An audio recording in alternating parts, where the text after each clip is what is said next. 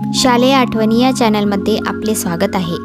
आज आपण बालभारती मराठी या पाठ्यपुस्तकातील मृगाचा पाऊस हा पाठ घेणार आहोत। 4 दिवसांपासून दुपारचे ढग येत, खूप अंधार येई, पण लवकरच सोसाट्याचा वारा सुटे व पावसाचे सर्व अवमान कुठल्या कुठे निघून जाई।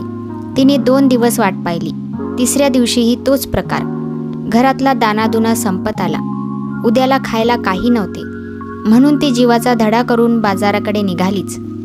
झोपडीच्या छपराच्या एका झरोक्यातून मधून मधून उजेडाची तिरीप येई। तिकडे तिचा तान्हा सारखा टक लावून पाही।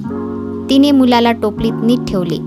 त्याला तिरीप दिसेल अशा ठिकाणी टोपली ठेवून ती बाहेर पडली। तिने पोराला एकटे टाकले। वादळ झाले तर त्याच्या अंगावर घालण्या इतका कपडाही तिच्या घरी नव्हता। बाजार गच्च भरला होता। वादळाच्या भीतीने सर्वांची एकच धडपड चालली होती। एकच धांदल, एकच कोल्हाल उडून गेला होता। तशात रोजचा वारा सुटला, पण तो आज एकटाच आला नाही। पश्चिमेच्या बाजूला पसरलेल्या प्रचंड काळ्याकुट्ट मेघांच्या बाजूने तो आला व त्याची साक्ष म्हणून त्याच्याबरोबर तडतडा वाजणारे टपोरे थेंबही आले। 5 मिनिटात सर्वत्र जलमय होऊन गेले। मग पहिले अवसान ओसरले, पण पाऊस पडतच राहिला। 2-2.5 महिने धरणीने तगमगत वाट पाहिली। पर्जन्यरायाने पहिलीच भेट इतक्या अलोट प्रेमाने दिली, त्यामुळे तिचे मुख प्रसन्नतेने खुलून गेले। झाडांना टवटवी आली। घरे छपरे स्वच्छ धुवून निघाली। रस्त्याच्या बाजूंनी लहान लहान ओहोळ धावू लागले। मुले बाळे पाऊस पाऊस करीत आपापल्या ओसऱ्यातून खिडक्यातून गंमत पाहत उभी राहिली। पण बाळाची आई कुठे होती? तिचा बाजार झाला का?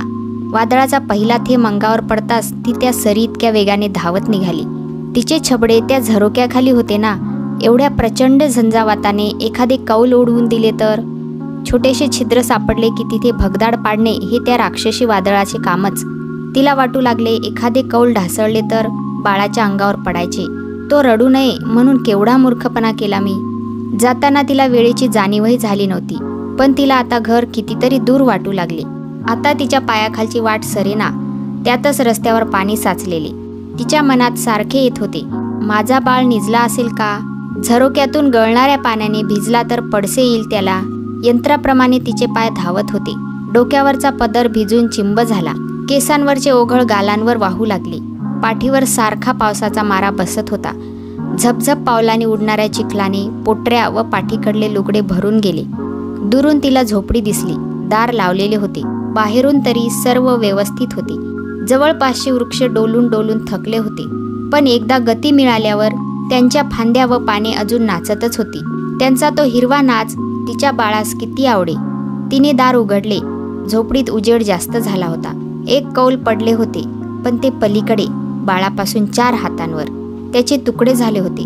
तिचा जीव खाली पडला। निजलं आहे गुणाचं असे म्हणून चट्ट दिशी ती त्याच्याजवळ गेली। झरोक्यातून येणाऱ्या पाण्याने बाळाची टोपली चिंब झाली होती। गारठ्याने मुठी घट्ट आवळून खूप रडल्यामुळे तो थकून पडला होता।